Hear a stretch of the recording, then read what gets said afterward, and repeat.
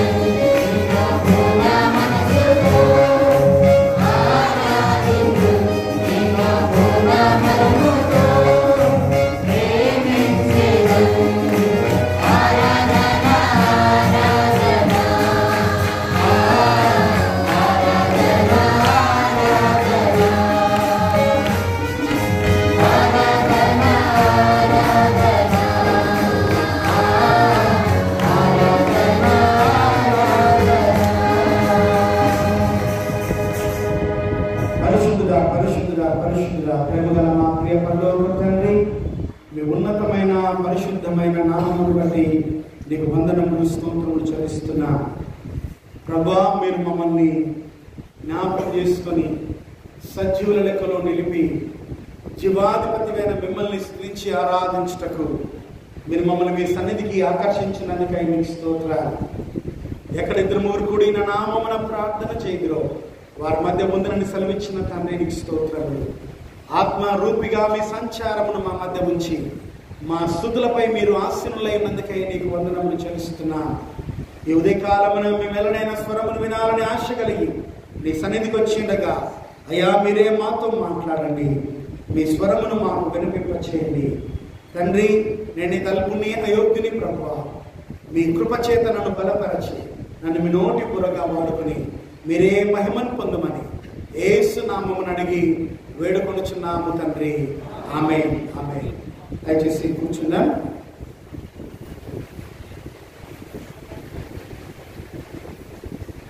క్రీస్తునందు ప్రియమైన దేవుని బిడ్డలారా, యేసు ప్రభు వారి ప్రశస్తమైన శ్రేష్టమైన నామమున మరొక మాట చేరొచ్చిన మీ అందరికీ శుభములు, వందనాలు తెలియజేస్తున్నాను. ఈ దినం మన సిఎస్ఐ ఆహ్వానింపును అనుసరించి పెంతెకోస్తు తర్వాత వచ్చే 8వ ఆదివారంగా ఈ దినాన్ని మనము జ్ఞాపకం చేసుకుంటున్నాం.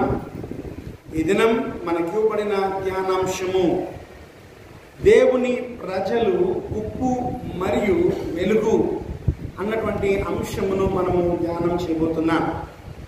People of God, salt and light.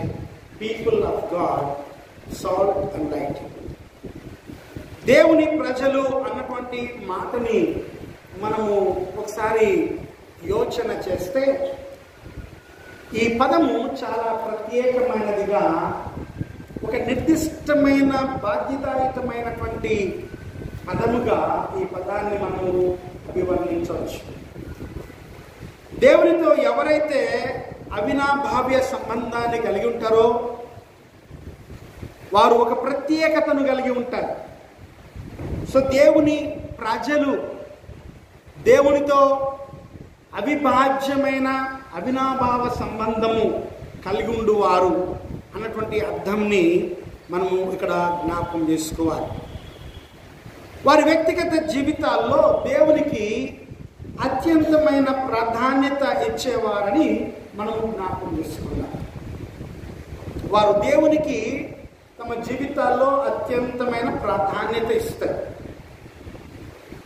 మనం అప్పుడప్పుడు ఇలా అంటుంటాం, ఇదిగో ఈయన ఫలానా వ్యక్తి, ఫలానా మనిషి అని, లేదా ఇదిగో వీరు ఫలానా వర్గానికి చెందినటువంటి వారు అని, లేదా ఫలానా నాయకుని యొక్క ప్రజలు లేదా వారికి సంబంధించిన వారని. ఎందుకు మనము ఆ రీతిగా సంబోధిస్తామంటే మన అందరికీ తెలుసు ఫలానా వ్యక్తి ఫలానా వ్యక్తికి వీరాభిమాని, లేకపోతే ఆ నాయకుని యొక్క సన్నిహిత సంబంధాన్ని కలిగినటువంటి వాడు అని మనము జ్ఞాపకం చేస్తాం.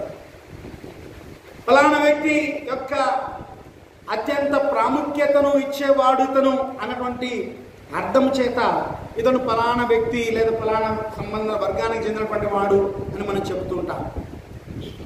అలాగే దేవుని ప్రజలు కూడా దేవునికి ప్రాధాన్యం ఇచ్చేవారు, అలాగే వారు ఆరాధించే దేవుని యొక్క గుణగణాలని వారు కలిగి జీవించేవారు. సో దేవుని గుణగణాలు వారి జీవితాల్లో ప్రస్ఫుటంగా కనపడేవిగా ఉండాలి. అసలు దేవుని ప్రజలు ఎవరు? మనమందరం దేవుని ప్రజలమా? బైబిల్ ఏం చెప్తుంది?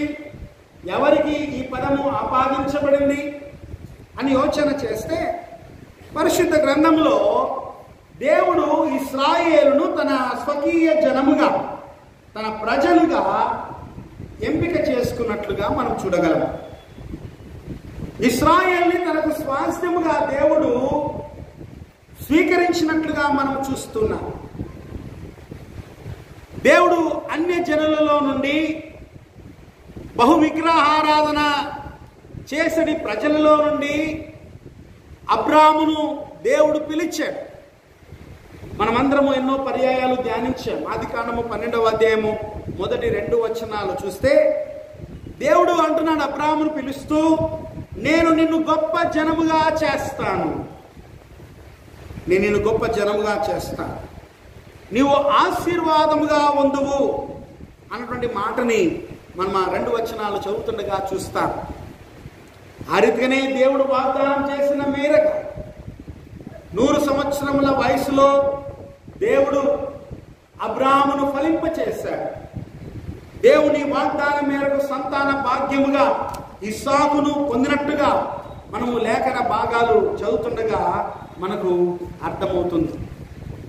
తద్వారా దేవుడు అబ్రాహాము, ఇస్సాకు, యాకోబులను బట్టి, యాకోబు ద్వారా 12 గోత్రములను దేవుడు వారికి అనుగ్రహించి, ఆ 12 గోత్రములను బట్టి పితరులతో ఆయన నిబంధన చేశాడు. నిత్య నిబంధన, వాగ్దానము అంటారు. ఏంటంటే మీరు నాకు స్వకీయ జనముగా ఉండబోతున్నారని.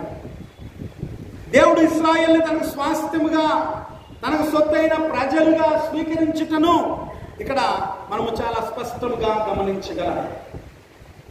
ద్వితీయోపదేశకాండము 7వ అధ్యాయము 6వ వచనంలో దేవుడు అన్నాడు, మోషే ద్వారా మోషే ఇశ్రాయేలుతో మాట్లాడుతున్నాడు, నీ దేవుడైన యెహోవా భూమి మీద ఉన్న సమస్త జనముల కంటే నిన్ను హెచ్చించి నిన్ను తనకు స్వకీయ జనముగా ఏర్పరచుకున్నాడు. భూమి మీద ఉన్నటువంటి సకల జనుల కంటే ఎక్కువగా నిన్ను హెచ్చించి నిన్ను తనకు స్వకీయ జనముగా. సో దేవుని ప్రజలుగా ఉండటానికి ఇశ్రాయేల్ని దేవుడు ఎంపిక చేసినట్లుగా గమనిస్తున్నా. ఇశ్రాయేలులే దేవుని ప్రజలు అయితే మరి మిగతా వారందరూ ఎవరు? వారు దేవునికి సంబంధం లేనివారా? అంటే వారు దేవునికి అక్కరలేదా? మనము యోచన చేయాలి. If Israelites consider as the people of God, then what about the non-Jewish people or non-Israelites? ఇశ్రాయేలు కాని వారెవరు? వారు దేవునికి సంబంధం లేదా, వారికి అక్కర్లేదా అని మనము యోచన చేయాలి. దీనికి సమాధానం కేవలం యేసుక్రీస్తు ద్వారా మాత్రమే మనకు లభిస్తున్నది అని మనము యోచన చేద్దాం. ఎఫెసీయులకు రాసిన పత్రిక 1వ అధ్యాయము 12వ వచనం ప్రకారం గమనిస్తే, ఆయన తన చిత్తానుసారమైన సంకల్పమును బట్టి మనల్ని ముందుగా నిర్ణయించి ఆయన యందు స్వాస్థ్యముగా ఏర్పరచను అని వ్రాయబడింది. సో దేవుడే అనాది కాలముననే మనల్ని ఏర్పరచుకున్నాడంట. ఎందుకొరకు అంటే ఆయన యందు మనము స్వాస్థ్యముగా ఉండుటకు. నాట్ ఓన్లీ ఇశ్రాయేలిట్స్, ఇశ్రాయేలీల ద్వారా సకల మానవాళితో ఆయన నిత్య నిబంధన చేస్తున్నాడు. ఆ నిబంధన మేరకే అబ్రాహాము సంతానముగా దావీదు గోత్రములో దేవుడు యేసుక్రీస్తుని ఈ లోకంలోనికి పంపించి, ఆ యేసుక్రీస్తు నామమును బట్టి అందరూ రక్షించబడటానికి ఆయన అనాది కాలంలోనే సంకల్పించినట్లుగా మనము చూస్తున్నాం. తిమోతికి రాసిన మొదటి పత్రిక 2వ అధ్యాయం 4-6 వచనాల్లో గమనిస్తే, మనుషులందరూ రక్షణ పొంది సత్యమును గూర్చిన అనుభవ జ్ఞానము గల వారై ఉండాలని దేవుడు కోరుచున్నట్లుగా ఆ వచన భాగములు మనం చదువుతుండగా మనకు అవగతమవుతుంది. మనుషులందరూ రక్షణ పొందాలి. ఎవరి నామమున? యేసు నామమందు. యేసు నామమందు మనుషులందరూ రక్షణ పొంది వారందరూ యేసు ప్రభు నామమును బట్టి దేవుని సొత్తైన ప్రజలుగా చేయబడుటకు ఆయన ముందుగానే సంకల్పించాడు. అందుకే యేసుక్రీస్తుని లోకంలోకి పంపించాడు. ఆ యేసుక్రీస్తుని బట్టి మనమందరము కూడా ఈరోజు విమోచించబడి ఉన్నామని ఒప్పుకొని తీరాలి. నెహెమ్యా 9:6 అలాగే కీర్తన 103 వచనాలు మనం గమనిస్తే అక్కడ వ్రాయబడింది, మనల్ని పుట్టించింది ఆయనే, ఆయనే మనల్ని పుట్టించను, మనము ఆయన ప్రజలము, ఆయన మేపు గొర్రెలము అని వ్రాయబడింది. ఎవరంట మనల్ని పుట్టించింది? దేవుడే. సో ఆయనే మనల్ని పుట్టించాడు, మనము ఆయన ప్రజలమై ఉంటున్నామని జ్ఞాపకం చేసుకోవాలి. యోహాను సువార్త 1:12 తను ఎందరు అంగీకరించెదరో అనగా తన నామం ఎవరైతే విశ్వాసం ఉంచుతారో వారందరికీ ఆయన తన పిల్లలగుటకు అధికారమును అనుగ్రహించిన వాడై ఉన్నాడు అన్న సత్యము ఇక్కడ మనకు బయలుపరచబడింది. సో ఈరోజు మనమందరం కూడా యేసుక్రీస్తునందు విశ్వాసం ఉంచటానికి, ఆయనను బట్టి ప్రభు సన్నిధికి అబ్బా తండ్రి అంటూ రాగలగటానికి ఒక గొప్ప భాగ్యము, ధైర్యమైన ప్రవేశము మనకు అనుగ్రహించబడి ఉన్నది. సో ప్రియ దేవుని బిడ్డలారా, ఈ ఉదయకాలమున మనము పరిశీలన చేసుకుందాం. మనమందరము కూడా దేవుని సొత్తైన ప్రజలమై ఉన్నాము. మనమందరము కూడా దేవుని యొక్క గుణాతిశయములను కలిగి ఉండవలసిన వారమై ఉంటున్నాము. మనం ఎన్నో పర్యాయాలు ధ్యానించాం. పేతురు రాసిన మొదటి పత్రిక 2వ అధ్యాయంలో మనము 9-10 వచనాలు చదివితే ఆయన మన చీకటిలోని ఆశ్చర్యకరమైన తన వెలుగులోనికి పిలిచాడు. ఎందుకొరకంటే ఆయన గుణాతిశయములను ప్రచురము చేయటానికి మనల్ని ఆయన తన సొత్తైన ప్రజలుగా ఏర్పరచుకున్నట్టుగా మనం చూస్తున్నాం. So people of God are called to proclaim his goodness. దేవుని యొక్క మంచితనం, ఆయన గుణగణాలు ఏమైతే ఉన్నాయో వాటిని ప్రచురము చేయటానికే మనము పిలువబడి ఉన్నామన్న సత్యాన్ని మనం జ్ఞాపకం చేసుకోవాలి. దేవుని ప్రజలుగా పిలువబడిన మనము దేవుని గుణాతిశయములను ప్రచురము చేయుచున్నామా?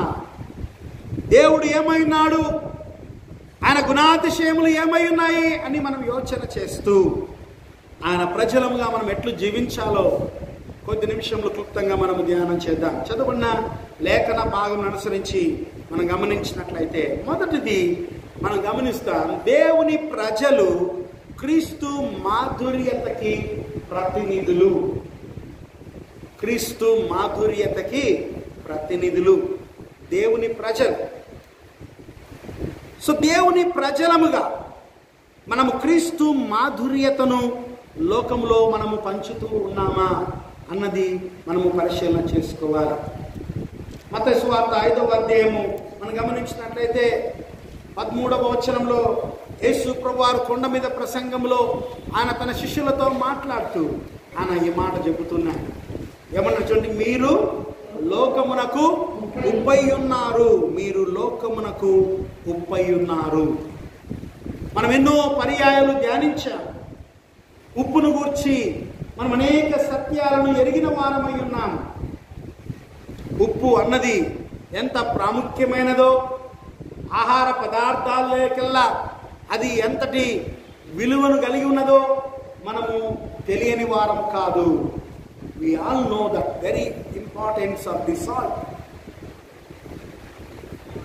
ఉప్పు యొక్క గుణగణాలు మనం గమనిస్తే అది రుచిని ఆపాదించేదిగా ఉంటున్నట్లుగా మనం జ్ఞాపకం చేసుకోవాలి.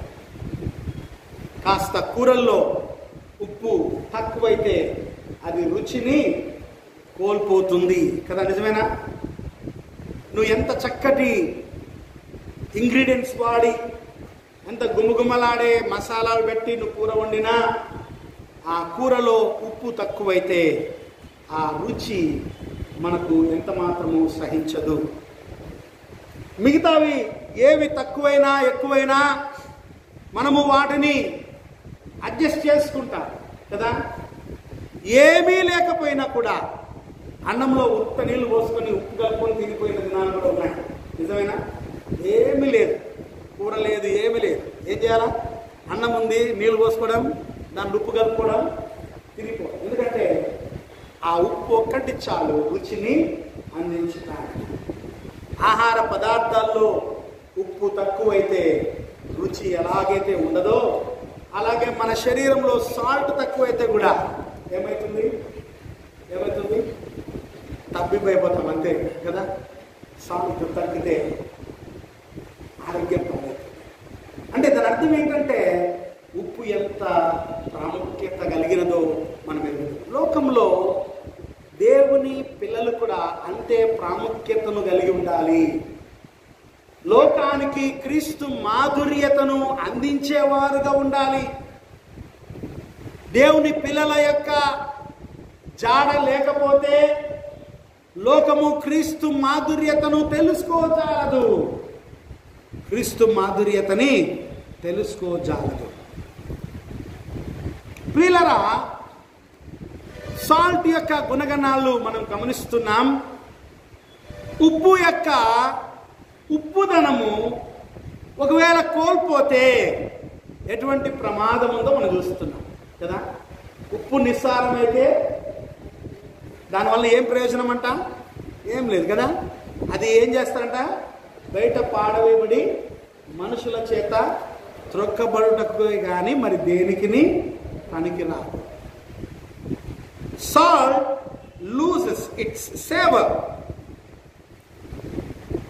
That salt is wait. దానివల్ల ప్రయోజనం ఏమీ లేదు. ఉప్పు తన గుణాన్ని కోల్పోతుందా? కోల్పోతుందా? కోల్పోదా? కోల్పోదా? చెప్పండి. ఉప్పు తన గుణాన్ని కోల్పోతుందా లేదా? కోల్పోతుంది కదా, నిజమేనా? Definitely salt loses its flavour. ఉప్పు తన ఉప్పుదనాన్ని కోల్పోతుంది. ఎలాగో తెలుసా? 2 విధాలుగా. Number 1, contamination. ఫర్ ఎగ్జాంపుల్, చేదు ద్రావణంలో ఒక చెంచాడు ఉప్పేసి కలిపి ఎవరికైనా ఇచ్చి చూడండి, ఏమంటారు వాళ్ళు? ఏమంటారు? చేదే అంటారు కదా. ఎందుకు? It is dominating. The bitterness is dominating. That's why salt loses its flavour కదా. చక్కెర దండిగుండి దాంట్లో కొంచెం ఉప్పు వేస్తే డామినేటింగ్ ఏంది ఇక్కడ? తీపే, చక్కెరే కదా.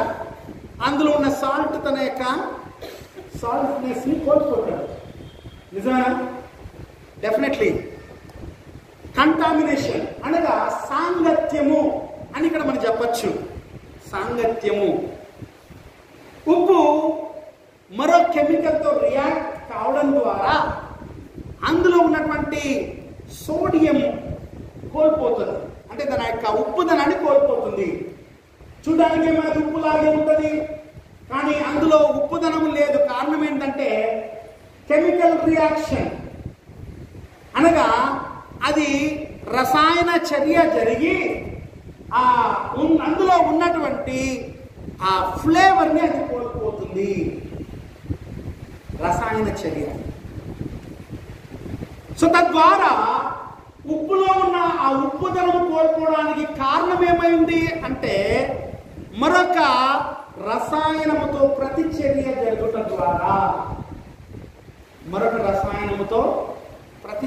జరుగుట ద్వారా దేవుని ప్రజలు కూడా ఎప్పుడు దేవుని మాధుర్యతను కోల్పోతారు అంటే ఎప్పుడైతే దేవునితో కాకుండా ఇతరమైన వాటితో సహవాసం చేయడం మొదలుపెట్టినప్పుడు. ఫర్ ఎగ్జాంపుల్, ఇశ్రాయేలీలే మనం చూసుకున్నాం.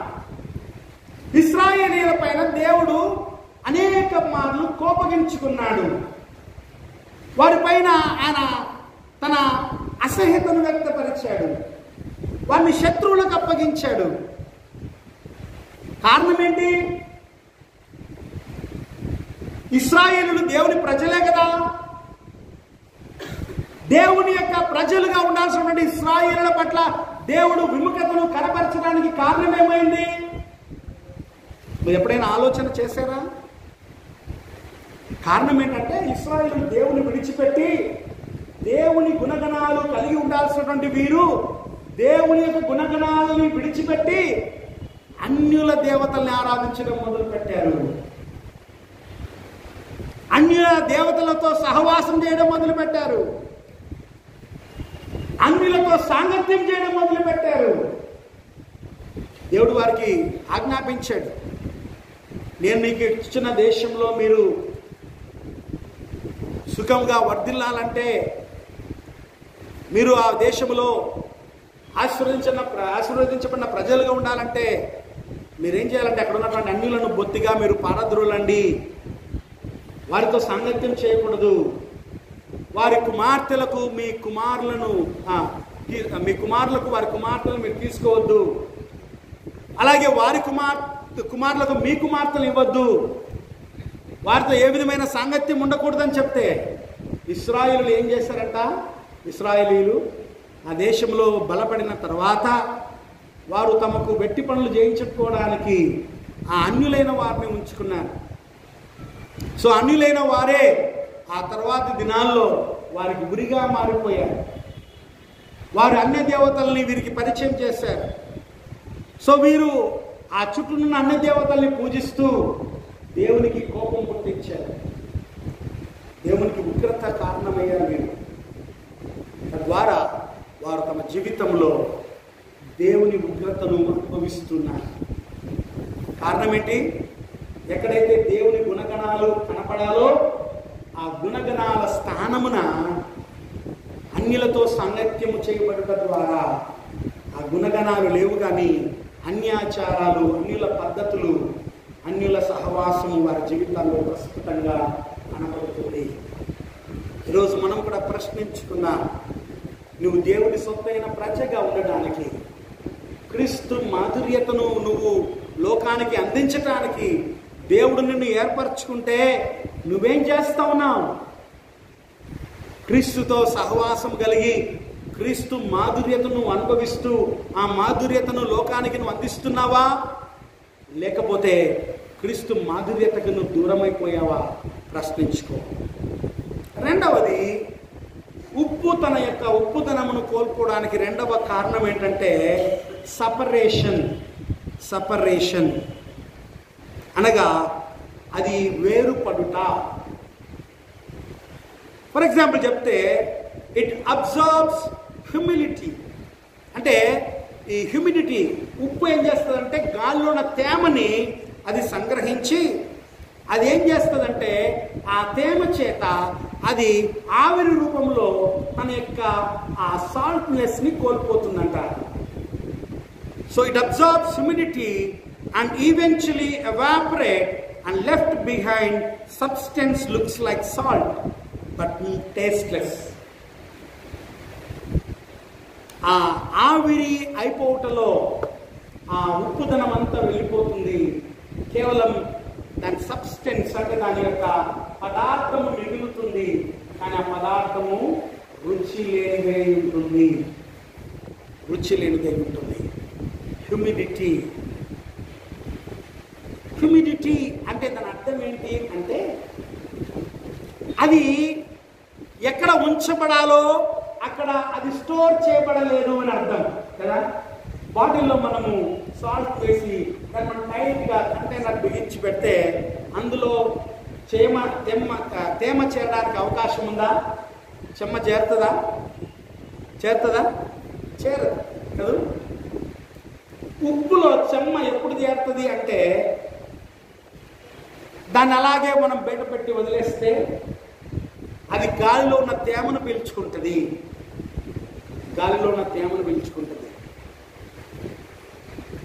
మనము కూడా సహవాసంలో ఉండాలి.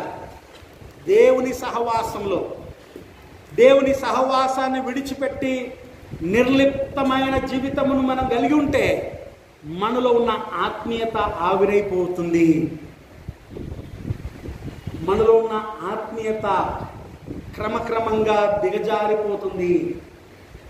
సహవాసం అందుకే మనము సహవాసంలో ఉండుట ద్వారా మనము ఒకరినొకరు బలపరుచుకుంటూ ముందుకెళ్తాం. ఒకరినొకరు బలపరుచుకొని ఆధ్యాత్మికంగా క్రీస్తు మాధుర్యతను మనం కలిగి ఉంటాం. సహవాసము కోల్పోతే, సహవాసములో మనం లేకపోతే మన విశ్వాసం అన్నది పరీక్షకు నిలిచినదై క్రమక్రమేణా మనము ఆ ఆధ్యాత్మికతను కోల్పోయే ప్రమాదం ఉంది. అందుచేత దేవునితో అనుదిన సహవాసము మనం కలిగి ఉండాలి. కీర్తనకారుడు 34వ కీర్తన 8వ వచనంలో యెహోవా ఉత్తముడని రుచి చూచి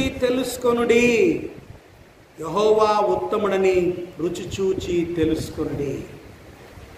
దేవుడు ఏమై ఉన్నాడో అనుభవపూర్వకంగా నువ్వు తెలుసుకోగలిగినప్పుడే నువ్వు ఆ మాధుర్యతను లోకానికి నువ్వు పరిచయం చేయగలవు. నీకే తెలియకపోతే నీ దేవుడు ఎలాంటి వాడో, నీ దేవుడు ఏమి చేయగల సమర్థుడో, ఆయన ఎట్టి శక్తి గలవాడో, నీవే తెలుసుకోకపోతే then how can you testify about your God? నీ దేవుని గురించి నువ్వు ఎంత మాత్రము నీవు ఇతరులకు సాక్ష్యం చెప్పగలవు? ఎంత మాత్రం నువ్వు సాక్ష్యం చెప్పగలవు? ప్రశ్నించుకోవాలి. నేను ఎంత మటుకు నా దేవుని నేను తెలుసుకోగలిగినా, నేను క్రీస్తు మాధుర్యతను, దేవుని యొక్క గుణాలు, ఆ శ్రేష్టమైన మాధుర్యతను నేను ఎంత తెలుసుకోగలిగాను, యేసు ప్రభువు నేను ఎంత రుచి చూడగలిగాను అన్నది నువ్వు పరిశీలన చేసుకో. ఎందుకంటే నీవు నింపబడిన దానిని బట్టి ఇతరులు నీ ద్వారా ఆ గొప్ప మాధుర్యతను ప్రజలు కనుగొనగలరు. అందుచేత మనము ఈరోజు నేర్చుకోవాలి, దేవుని ప్రజలు క్రీస్తు మాధుర్యతకి ప్రతినిధులు. రెండవది, దేవుని ప్రజలు వెలుగొందుచు వెలుగును పంచువారు. వెలుగొందుచు వెలుగును పంచేవారు. మనం చదువుకున్నా, మీరు లోకమునకు వెలుగై ఉన్నారు అని చెబుతూ యేసు ప్రభువు వారు ఒక చక్కటి మాట అంటున్నాడు. ఏమన్నాడు చూడండి, కొంచెము అదే దీపమును వెలిగించి కొంచెము కింద పెట్టరు కానీ అది ఇంట నుండి వారందరికీ వెలిగించుటకై దాని స్థానం ఎక్కడ ఉందా? ఎక్కడ? దీపస్తంభము మీదనే అది ఉండాలి. వెలిగించబడిన దీపం యొక్క స్థానము ఏంటంటే అది దీపస్తంభముపై ఉండాలి. మీరు ఎప్పుడైనా గమనించండి, ఇంట్లో వెలుతురు రావాలి అంటే, ఆ గది అంతా కూడా వెలుగుతో నింపబడాలంటే మనము ఈ లైట్స్ని ఎక్కడ ఫిక్స్ చేస్తామండి? ఎక్కడ ఆన్ ద టాప్ కదా. ఎవరు కూడా ట్యూబ్లైట్లు నేల మీద ఫిక్స్ చేయండి. ఎవరైనా చేస్తారా? మీరు ఏ ఇంట్లోనైనా చూసారా? ట్యూబ్లైట్లు కానీ లైట్లు కానీ వాళ్ళు ఎవరైనా కింద బిగించుకున్నట్టు మీరు చూసారా? ఎక్కడ ఏ ఇంట్లో కూడా ఉండదు. కారణం ఏంటంటే ఈ లైట్ ఎంత హైట్కి వెళ్తే అంతగా దాని యొక్క విస్తీర్ణత విస్తరిస్తుంది. The place it occupies is more when it goes high. మీరు ఎప్పుడైనా గమనించండి, కరెంటు పోయినప్పుడు ఒక క్యాండిల్ వెలిగించి ఆ క్యాండిల్ని నేల మీద పెట్టండి. మీరు గమనించండి, దాని వెలుతురు, దాని రేడియేషన్ ఎంత అంటే ఆ క్యాండిల్ వెలిగించినటువంటి ప్రాంతం నుండి మేబీ 1 మీటర్ లోపే దాని రేడియేషన్ ఉంటుంది. అంటే దాని ఆ వెలుగు యొక్క విస్తీర్ణత. ఇప్పుడు నేల మీద నుంచి ఒక స్టూల్ పెట్టి ఆ స్టూల్ మీద మీరు వెలిగించండి, దాని యొక్క రేడియేషన్ పెరుగుతుంది ఇంకొంచెం కదా, ఇంకొంచెం బ్రైట్గా అనిపిస్తుంది. ఇప్పుడు ఆ స్టూల్ మీద నుంచి తీసి ఆ క్యాండిల్ ఒక ఫ్రిడ్జ్ మీద పెట్టండి, ఆ బ్రైట్ క్యాండిల్ సేమ్. అర్థమవుతుందా? క్యాండిల్ ఏమో ఒకటే, కానీ అది ఎత్తు పెరిగే కొద్దీ దాని వెలుతురు ప్రసరించే ఏరియా ఇంకొంచెం పెరుగుతూ పోతుంది. ఇప్పుడు ఫ్రిడ్జ్ మీద నుంచి ఇంకా టాప్లో ఎక్కడైనా ఒక స్టాండ్ పెట్టి దాని మీద మీరు ఆ క్యాండిల్ని పెట్టండి. మీరు చూడండి, నిజంగా ఒక ఏమంటారంటే 0 సైజ్ వాట్ బల్బు వెలిగినంత వెలుతురు మీరు ఆ క్యాండిల్ ద్వారా మీరు చూడగలరా ఇంట్లో. నేల మీద ఉన్నప్పుడు దాని వెలుతురు ఆ స్తంభం లేదా ఆ స్టాండ్ పైన ఉన్నప్పుడు దాని వెలుతురు ఎంతో ప్రభావభరితమైనదిగా ఉంటున్నట్లుగా మీరు చూడగలరు. సో దీపం యొక్క స్థానం ఎక్కడ? కొంచెం కింద కాదు. దీపాన్ని వెలిగించి కొంచెం అంటే మనము ఈ ధాన్యాన్ని కొలుస్తారు, పడి అంటారు ఇంతకుముందు పెద్దలు. దాని కింద ఎవరు దాచిపెట్టారు? అలా దాచిపెడితే వెలుగుతున్నటువంటి ఆ దీపం ఏమవుతుంది? కాసేపటికి మనం సైన్స్లో ప్రయోగాలు చేసి ఉంటాం కదా, ఆక్సిజన్ అన్నది కన్జ్యూమ్ అయిపోయి అదేమైపోతుంది? ఆటోమేటిక్గా ఆగిపోతుంది. సో ఆ దీపము వెలుగుతూ ఉండాలి, వెలుగును పంచాలి అంటే దాని స్థానము దీపస్తంభము పైననే. ప్రియ దేవుని బిడ్డలారా, ఈరోజు మనం పరిశీలన చేసుకున్న దేవుని ప్రజలుగా పిలువబడుతున్నటువంటి మనము దేవుని సొత్తైన ప్రజలముగా మన స్థానం ఎక్కడ ఉంది?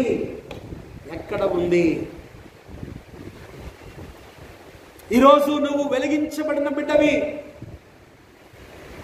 యేసు ప్రభు అన్నాడు, నేను లోకమునకు వెలుగై ఉన్నాను, నన్ను వెంబడించువాడు చీకటిలో నడవక ఆశ్చర్యకరమైన తన వెలుగును కలిగి వాడు ఉంటాడు కదా. చీకటిలో నడవడు కానీ వాడు వెలుగులోనికి పిలువబడుతున్నాడు, వెలిగించబడుతున్నాడు. వెలిగించబడిన నీవు క్రీస్తు వెలుగునకు నువ్వు ప్రతినిధిగా ఉండాలి. ఆనవాయితీగా మనం ప్రతి సంవత్సరం జరుపుతూ ఉంటాం క్యాండిల్ లైట్ సర్వీస్ కదా. ఆ ఒక్కరోజు ఎంత జోరుగా పడతామో, వెలుగు ప్రకాశం, గుళ్ళో ఇటు తిప్పి అటు తిప్పి, ఆ యొక్క జుట్టు కాల్చి ఈ యొక్క జుట్టు కాల్చి కదా, మనం వండించుకొని చేతి మీద దాని రసమంతా కాల్చుకొని పొగలెక్కి అష్ట కష్టాలు పడి ఎట్లో గట్ట దీపాన్ని కొద్దిసేపు వెలిగించి పాట పాడి మోసు తీసుకోవడం కాదు. ఆ ఒక్కరోజు కాదు వెలిగించబడ్డం. అర్థమవుతుందా? వెలిగింపబడిన నీవు నీ ఆత్మ దీపము ఆగిపోయే వరకు నీవు వెలుగుతూనే ఉండాలి. నీ వెలుగును నువ్వు కాపాడుకుంటూనే ఉండాలి. అలాగే నీలో ఉన్న వెలుగును ఇతరులకు అందిస్తూనే ఉండాలి. అర్థమైందా? నువ్వు వెలిగించబడింది దాచిపెట్టుకోవడానికి కాదు. అర్థమైందా? ఈరోజు అనేక మంది people of God, they are hiding their identity. What a shame it is.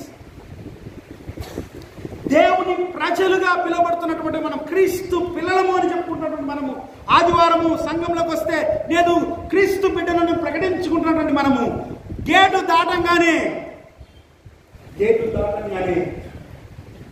నీ యొక్క గుర్తింపును, ఐడెంటిటీని మనము దాచిపెట్టుకునే వారుగా ఉంటున్నా. అన్ఫార్చునేట్ థింగ్ ఏంటో తెలుసా? అనేక మంది దేవుని ఆలయంలోకి వస్తూ బైబిల్ క్యారీ చేయడానికి కూడా సిగ్గుపడే విశ్వాసులు మన మధ్యలో ఉన్నారు. హైడింగ్. నేను ఒకరోజు ఒక బ్రదర్ని చూశాను. Is covering his Bible with news paper. News పేపర్లో చుట్టుకొని వస్తున్నాడు. నేను అడిగాను, ఏంటిది? ఏంటంటే ఎవరు గుడికి పోతుంటే బైబిల్ పట్టుకొని పోతాను, అందరూ ఏమని అనుకుంటారని. ఏమనుకుంటారు వాళ్ళు? ఏమనుకుంటారు వాళ్ళు? నీ గురించి చెడ్డగా మాట్లాడతారా? నువ్వు తక్కువ కులానికి చెందినవాడిని అంటారా? ఏమంటారు నిన్ను? ప్రియ దేవుని బిడ్డలారా, it is really shame to us. Don't hide your identity. నీ గుర్తింపును దాచుకోవద్దు. నువ్వు వెలిగించబడ్డావు. నీ వెలుగు అందరూ చూడాలి. అర్థమవుతుందా? అందరూ చూడాలి. నీవు వెలుగునకు ప్రతినిధివని అందరూ గుర్తించాలి. ఎందుకంటే చీకటిలో నడిచే జనులు అనేక మంది ఉంటున్నారు. నిజ రక్షకుడైన దేవుని ఎరగని ప్రజలు మన చుట్టూ ఎంతో మంది ఉంటున్నారు. ఇంకా కారు చీకటిలో పాపపు అంధకారంలో ఉన్నటువంటి ప్రజలు ఇంకా ఎంతో మంది ఉంటున్నారు. నీ కుటుంబంలో ఉండొచ్చు, నీ స్నేహితుల గుంపులో ఉండొచ్చు, నీ ఇరుగు పొరుగున ఉండొచ్చు, నువ్వు పనిచేసే చోట ఉండొచ్చు, నువ్వు చదువుకుంటున్న చోట ఉండొచ్చు. People are living still in darkness. నువ్వు వెలిగించబడింది నీ వెలుగును నువ్వు దాచిపెట్టుకోవడానికి కాదు. You should reveal that light within you. నీలో ఉన్న వెలుగును నీవు అనేకులకు ప్రచురం చేయాలి, వెలిగించాలి. So people come to you. నీలో ఉన్న వెలుగును చూచి ప్రజలు క్రీస్తు వెలుగులోనికి రావాలి, వెలుగులోనికి రావాలి. ప్రియ దేవుని బిడ్డలారా, ఈ ఉదయకాలం మనం పరిశీలన చేసుకుందాం. నిజమైన వెలుగు గూర్చి మాట్లాడుతూ యోహాను భక్తుడు అంటున్నాడు, యోహాను సువార్త 1:9 నిజమైన వెలుగు ఉండెను, అది లోకంలోనికి వచ్చి ప్రతి మనుషుని వెలిగించుచున్నది. That is the motto of Jesus Christ. Yesu ప్రభు యొక్క పని. ఆయన లోకంలోనికి వస్తున్నది దేని కొరకు అంట? ఆయన వెలుగై ఉండెను. ఆయన లోకంలోనికి వస్తున్న విధానము, ఉద్దేశము ఏంటంటే ఆయన వస్తూ ప్రతి వారిని వెలిగిస్తూ పోతున్నాడు. వెలిగించబడిన నీవు నీ వెలుగును ఇతరులకు అందించేలా లేదా? నువ్వు రక్షించబడ్డావు, నిజమే, రక్షించబడ్డావు. కానీ ఒకసారి నీ కన్నులెత్తి చూడు, కన్నులెత్తి చూడు. నశించిపోయే ఆత్మలు ఎన్నున్నాయో వారిని రక్షణ విషయమై దేవుడు ఒక రోజు నీ లెక్క అడగబోతాడు. అడుగుతాడు, నా ప్రియ కుమారుడా, కుమార్తె, నిన్ను అన్ని జనులకు వెలుగుగా నిన్ను అక్కడ ఉంచానే, కానీ ఎప్పుడైనా నా గుణగణాలు వారితో పంచుకోగలిగావా? నువ్వు వెలిగించబడ్డ రీతిని వారిని కూడా నువ్వు వెలిగించావా? నా దగ్గర నడిపించగలిగావా అని ఒకరోజు దేవుడు అడిగితే, లెక్క అడిగితే నువ్వు ఎక్కడ ఉండగలవు? ప్రియమైన దేవుని బిడ్డారా, ఉదయకాలం మనం ప్రశ్న చేసుకోవాలి. మూడవది, దేవుని ప్రజలు క్రీస్తు యొక్క పరిమళ వాసన అయి ఉన్నారు. దేవుని ప్రజలు క్రీస్తు యొక్క పరిమళ వాసన. People of God is a fragrance of Christ. క్రీస్తు యొక్క పరిమళ వాసన. రెండవ పాఠముగా మనం చదువుకున్నాం ఎఫెసీయులకు రాసిన పత్రిక 5వ అధ్యాయము మొదటి 2 వచనములు గమనించినట్లయితే పౌలు మాట్లాడుతున్నాడు, కావున మీరు ప్రియులైన పిల్లల వలె దేవుని పోలి నడుచుకొనుడి, క్రీస్తు మిమ్మును ప్రేమించి పరిమళ వాసనగా ఉండుటకు మన కొరకు తను తాను దేవునికి అర్పణగాను బలిగాను అర్పించుకొనెను, అలాగుననే మీరును ప్రేమ కలిగి నడుచుకొనుడి. కాగా మీరు ప్రియులైన పిల్లల వలె దేవుని పోలి నడుచుకొనండి. దేవుడు ఎంత ప్రేమ స్వరూపి అంటే, తన యొక్క పరిమళము అనేకులు ఆగ్రహించినట్లుగా ఆయన తన్ను తానే బలిగా అర్పణగా అర్పించుకున్నట్లుగా మనం చూస్తున్నాం. ప్రియమైన దేవుని బిడ్డలారా, పాత నిబంధన గ్రంథంలో దేవుడు ఇష్టముగా ఆగ్రహించేది ఏంటంటే దహన బలి, పాప పరిహారార్థమైన దహన బలి కదా. మనందరూ తెలుసు, పాపములు పరిహరించబడటానికి ఇశ్రాయేలీయులకు దేవుడు ఇచ్చినటువంటి కట్టడ. వారు ఏం చేస్తారంటే సంవత్సరంలో ఒక మారు వారు దేవుని సన్నిధికి వెళ్ళి వారు తమ పాపముల విషయమై పాప పరిహారార్థ బలిగా కోడెను కానీ లేదా మేకను కానీ లేదా గొర్రెను కానీ లేదా గువ్వ పిల్లల్ని కానీ వారు బలిగా అర్పించేవారు. యాజకుడు ఏం చేస్తారంటే ఆ బలి పశువును వధించి ఆ బలిపీఠం పైన కట్టెలు పేర్చి వాటిని అక్కడ ఉంచి ఆ అగ్ని చేత వాటిని దహింపజేసేవారు. ఆ అగ్ని కర్రలు మండుచు ఆ పైన ఉంచబడినటువంటి మాంసము కాలుతుండగా ఆ వచ్చేది వాసన ఏదైతే ఉందో అది దేవునికి ఇష్టమైన వాసన అంట. దాని వాసన దేవునికి ఇష్టమైనది. దేవునికి నాకు కూడా చాలా ఇష్టమైనది. ఎందుకంటే ఎప్పుడైనా సాయంత్రం పూట ఇట్లా వాకింగ్ పోతుంటే ఆ థియేటర్ పక్కన చికెన్ కడ్డీలు వ్యవసాయం కూడా మీరు ఎప్పుడైనా చూసారా? చూసారు కదా. అంత దూరం వాసన వచ్చంటది. అలా తిప్పి చూసుకుంటూ పోతుంటారు ఏడాది కదా. నిజమే, ఎందుకంటే అది ఎంత బాగుంటుంది. చికెన్ కబాబ్ కాల్సింది ఎంత బాగుంటుంది కదా. Yes, really. దహనం అది ఎప్పుడైతే మండుచి ఉంటుందో ఆ మంటలోని దాని యొక్క సువాసన బయటకు వస్తుంది. సుగంధ ద్రవ్యాలు కూడా మనము వేపుతున్నప్పుడు చూస్తుంటాం. ధనాలు కూడా అయిపోయింది, గుర్రమ్మ ధనాలు తీసుకురాపోయింది. రోజు తీసుకొచ్చిన పడుకున్నా, అవన్నీ ధనాలను క్లీన్ చేసి పోయిన పెట్టి వేస్తాను. ఘాట్ ఒకటే వేడి. ఏం రాళ్ళు వేసి చూస్తే బాగుంది సువాసన. సుగంధ ద్రవ్యాలు ఎప్పుడైతే ఏపుతామో వాటిని దానిలో ఉన్న వాసన వస్తుంది. ఇంకా దంచేటప్పుడు చెప్పనక్కర్లేదు కదా. ఆ సుగంధ ద్రవ్యాలను దంచేటప్పుడు క్రష్ చేసేటప్పుడు దానిలో వచ్చే సువాసన. ప్రియమైన దేవుని బిడ్డలారా, క్రీస్తు నిమిత్తమై మనము ఈ లోకంలో క్రీస్తు సువాసనగా ఉండడానికి మనల్ని మనము దహన బలిగా ప్రభువుని అర్పించుకోవాలి. లేదా ప్రభు నిమిత్తమై శ్రమలలో మనము వెళ్ళగలిగినప్పుడే మన యొక్క ప్యూరిటీ బయటకు వస్తుంది. దేవుడు దాన్ని ఆస్వాదిస్తాడు. అందుకే మనం చదువుకున్న వాక్య భాగంలో మత్తయి సువార్త 5వ అధ్యాయంలో చాలా స్పష్టంగా ఈ మాట యేసు ప్రభువారు తన శిష్యులతో అంటున్నాడు. చూడండి, నా నిమిత్తము జనులు మిమ్మల్ని నిందించి హింసించి మీ మీద అబద్ధముగా చెడ్డ మాటలలా పలుకున్నప్పుడు మీరు ధన్యులు, సంతోషించి ఆనందించండి, పరలోకమందు మీ ఫలము అధికమగును. ఈలాగున వారు మీకు పూర్వమందున్న ప్రవక్తలను హింసించరి. క్రీస్తు కొరకు హింసింపబడుట ఒక ధన్యత. క్రీస్తు కొరకు నిందల పాలగుట ఒక ధన్యత. క్రీస్తు కొరకు మనల్ని మనము నలుగుకొట్టుకొనుట ఒక ధన్యత.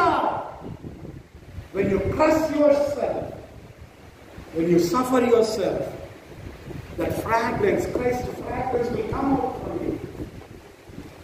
క్రీస్తు మాధుర్యతను ఎరిగిన నీవు నలుగుకొట్టుకొనుట ద్వారా, శ్రమపడుట ద్వారా క్రీస్తు పరిమళ వాసనగా నీవు లోకమునకు వస్తావు. లోకము నీ ద్వారా క్రీస్తు పరిమళ వాసన గ్రహించగలిగిన స్థితికి వస్తాయి. సో అందుకే పౌలు అంటాడు, మేము క్రీస్తు పరిమళ వాసన ఉన్నాము. పౌలు అంటాడు, తనకు ఏమేమైతే లాభకరంగా ఉన్నాయో, ఏమేమైతే తనకు మరి ఏమంటారు యోగ్యతగా ఉన్నాయో వాటన్నిటి యేసు ప్రభు కొరకు వదిలిపెట్టాడు. ఆయనే ఒకప్పుడు క్రైస్తవుల్ని హింసించిన వాడు, ఇప్పుడు ఆయనే పానార్పణముగా పోయబడే పరిస్థితి వచ్చింది. ఆయన అంటున్నాడు, ఇదిగో నేను మంచి పోరాటం పోరాడాను, నా విశ్వాసాన్ని నేను కాపాడుకున్నాను, నా పరుగు కడముట్టించాను అంటూ ఆయన అంటున్నాడు, ఇదిగో నా కొరకు జీవ కిరీటం ఉంది. పౌలు భక్తుని యొక్క జీవితం బట్టి ఈరోజు మనమందరము నేర్చుకోవాల్సిన ఆత్మీయ పాఠం ఏంటంటే, ఆయన అనేక మిషనరీ 3 మిషనరీ ప్రయాణాల్లో, అనేక ప్రాంతాల్లో, అనేక శ్రమల గుండా వెళ్ళి, అనేక సంఘాలని స్థాపించి, అనేకులైనటువంటి అన్ని జనులకు క్రీస్తు పరిమళ వాసన అందించిన వ్యక్తి అయి ఉన్నాడు. అట్లీస్ట్ నువ్వు ఒక్కరికైనా క్రీస్తు పరిమళ వాసన అందించావా? అట్లీస్ట్ నీ జీవితం ఒక్కరినైనా ప్రభు సన్నిధికి రాబట్టగలిగిందా? ప్రశ్నించుకుంటా. చివరి చెప్పినట్టు ముగిస్తాను. దేవుని ప్రజలు ప్రతి విషయంలో తమ్మును పరిశీలించుకునేవారు. We are very quick to judge people, కదా? నిజమేనా? నిజమే. ఇతరులను విమర్శించే విషయంలో, ఇతరులను ఏలెత్తి చూపే విషయంలో మనం చాలా ముందుంటాం. ఏ స్వామి చెప్పినాడు, నాయనా ఎదుటోని కంట్లో నలుసు చూస్తున్నావు ముందు, నీ కంట్లో ఏముందంట, దూలమే ఉందిరా స్వామి, చూసుకో ఒకసారి. అది దూలం కనపడదు మనం కదా, దూలం అయితే కనపడదు, కానీ ఎదుటోని కంట్లో నలుసు మాత్రం కనపడుతుంది. బీయింగ్ ఏ క్రిస్టియన్స్, ఈరోజు మనం లోకాన్ని ఎప్పుడు ఇట్లా ఏలెత్తి చూపుతా ఉంటాం, కానీ నీకు తెలియదు. నువ్వు లోకాన్ని ఇట్లా ఏలెత్తి చూపుతున్నావు, కానీ 3 వేలు నీ వైపు చూపుతున్నాయి. ముందు నువ్వు చూసుకోరా స్వామి. That's what I believe. Christians are very quick to judge others. They are least bothered about themselves. వారిని గురించి చాలా చులకన భావం, లేదా వారిని గురించి అంతా బాగుంది, వెళ్ళి నేను పక్క ఆల్రైట్ అన్నటువంటి ఫీలింగ్ ఉన్న వాళ్ళు ఉంటారు. ప్రియమైన దేవుని బిడ్డలారా, ఒక విషయం అయితే నేను చెప్తాను. ఒకసారి నువ్వు రక్షించబడ్డావని నీవు ఇక పరలోకానికి నువ్వు ఇంకా వారసుడవని నువ్వు ఎప్పుడు భావించొద్దు. ఎందుకంటే నీ రక్షణ అన్నది అంతము వరకు కొనసాగించాల్సిన ప్రక్రియ. అర్థమైందా? అందుకే వాక్యంలో రాయబడి ఉంది, తాను నిలుచున్నానని తలంచుకున్నవాడు పడిపోకుండా జాగ్రత్తగా ఉండాలి అని కదా. ఇస్కరియోతు యూదా కూడా యేసు ప్రభు యొక్క అనుంగు శిష్యుడే. అర్థమైందా? యేసు ప్రభు యొక్క శిష్య వర్గములో ఆయన కూడా ఒకడుగా చేర్చబడ్డాడు. ఎందుకు చేర్చుకున్నావు స్వామి, మోసగాడు కదా అని నేను దేవుని అడగలేము. ఎందుకంటే యేసు ప్రభువును వెంబడించే శిష్యులు చాలా మంది ఉన్నారు. ఒకసారి 70 మంది అని రాబడింది, మరో చోట 80 మంది ఉంది. ఇలాగ చాలా మంది ఉన్నారు. ఆ చాలా మంది శిష్యులను ఏర్పరచుకుంటున్నప్పుడు స్వామికి ఇస్కరియోతు యూదా చాలా పరిశుద్ధుడిగా కనపడినాడు. అందుకే నూరా నూరా నూరా అని పేర్లు పెట్టి పిలుస్తున్నప్పుడు ఆ 70 మందిలో ఇస్కరియోతు యూదా పేరు పెట్టి పిలిచాడు. ఇస్కరియోతు యూదా రా అని. ఇస్కరియోతు యూదా అనుకుంటాడు, అబ్బా నా అయిపోయాలే, స్వామి నేను పిలుచుకున్నాడు, ఏర్పరచుకున్నాడు అని. యేసు ప్రభు తదనంతరం ఆయన రాజ్యం అంతా మాదేలే అనుకున్నాడు. కానీ ఏం జరిగింది?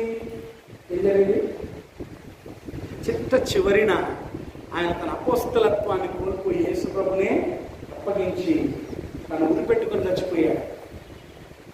జాగ్రత్త, అనుకుంటుండొచ్చు నేను రక్షించబడ్డా, నాకేం పర్లే, నేను ఇప్పుడు చచ్చిపోయినా, రేపు చచ్చిపోయినా, ఎప్పుడు చచ్చిపోయినా నాకు పరలోకం గ్యారంటీ ఉందని కాదు. రక్షణను నువ్వు జాగ్రత్తగా కొనసాగించకపోతే నువ్వు ఎప్పుడైనా పడిపోయే ప్రమాదం ఉంది. ఎందుకంటే నీ అపవాది అయినటువంటి సాతానుడు సింహం వల్లే గర్జించు ఎవరిని మృంగుతున్నా అని వాడు వెతుకుచు తిరుగుచున్నాడు. వానికి లోకంతో పని లేదు. ఎవరితో పని? వానికి విశ్వాసులైనటువంటి వారే, రక్షించబడినటువంటి వారే. అందుకే పౌలు అంటాడు, విశ్వాసమునకు కర్తయు దాన్ని కొనసాగించబడని యేసు వైపు చూస్తూ. ఆ ముందు వచనంలో అంటున్నాడు, సులువుగా చిక్కులు పెట్టు ప్రతి పాపమును విడిచిపెట్టి. పాపము అంటే అర్థం ఏంటి? సులువుగా చిక్కులు పెట్టే పాపం అంట. పెద్ద పెద్ద పాపాలు కాదు, సులువుగా నిన్ను విశ్వాసంలో నుండి తప్పించేది. ఈరోజు అలాంటి పాపములను దృష్టించుదాం. గలతీయులకు రాసిన పత్రిక 6వ అధ్యాయము 4వ వచనం రాబడింది, ప్రతివాడు తాను చేయు పనిని పరిశీలించి చూచుకోవాలి అని. ప్రతివాడు తాను చేయు పనిని పరిశీలించి చూచుకోవాలి. మీరు ఆ అధ్యాయం అంతా చదివితే మొదటి వచనంలో శోధన, అలాగే 12వ వచనంలో క్రీస్తు నియమమును నెరవేర్చుటలో, అలాగే 9 మేలు చేయటయందు అన్నటువంటి మాటలు కనపడతాయి. అంటే మనము విశ్వాసులంగా శోధనలో పడకుండా ఎలా కాపాడుకోవాలి, అలాగే క్రీస్తు నియమమును ఎలా నెరవేర్చాలి. 9వ వచనంలో మేలు చేయటయందు అన్నటువంటి మాట ఉంది. సో ఎలా మనము ఇతరులకు మేలు చేయాలి? ఎందుకంటే మనము పరిశీలన చేసుకున్నాం, క్రీస్తు ప్రజలు దేవుని ప్రతినిధులుగా ఉంటున్నటువంటి మనము మేలు చేయడం ఎందు ఎలా ఉన్నాము, విసుగగా ఉండాలి అని కూడా పరిశీలన చేసుకోండి. మనము పరిశీలన చేసుకుందాం. నేను నా ప్రభువుకు ఇష్టమైన బిడ్డగా ఉంటున్నానా అని పరిశీలన చేసుకోవాలి. అందుకే మనల్ని మనం పరిశీలన చేసుకుని క్రీస్తు ప్రజలముగా లోకమునకు నిజమైన ఉప్పుగా వెలుగుగా ఉండునట్లు పరిశుద్ధాత్మ దేవుడు తన కృప మనకు అనుగ్రహించును గాక. ఆమేన్. ప్రార్థన చేసుకుందాం. పరిశుద్ధుడా, ప్రేమ కలిగిన మా ప్రియ పరలోక తండ్రి, మీ అత్యున్నతమైన కృప కొరకై వందనములు, స్తోత్రములు. ఈ ఉదయకాలమున మీరు మాకు అనుగ్రహించిన ఈ చక్కటి వర్తమానం కొరకై కృతజ్ఞతలు చెల్లిస్తున్నా. మీ వాక్యము సత్యము. అవును తండ్రి, క్రీస్తు పిల్లలంగా, దేవుని ప్రజలంగా లోకమునకు వెలుగుగా ఉప్పుగా ఉండాలని మీరు మాకు బోధపరుచుతున్నారు. మీకు వందన. ఆ రీతిగా మేము జీవించడానికి సహాయం చేయండి. మాలో ఒకవేళ ఎక్కడైనా లోపం కలిగి ఉన్నట్లయితే మా ఆత్మీయ జీవితాన్ని సరిచేసుకున్నకు మీ కృప మాకు ప్రసాదించున్నది. యేసు నామమున ప్రార్థిస్తున్నాము తండ్రి. ఆమేన్.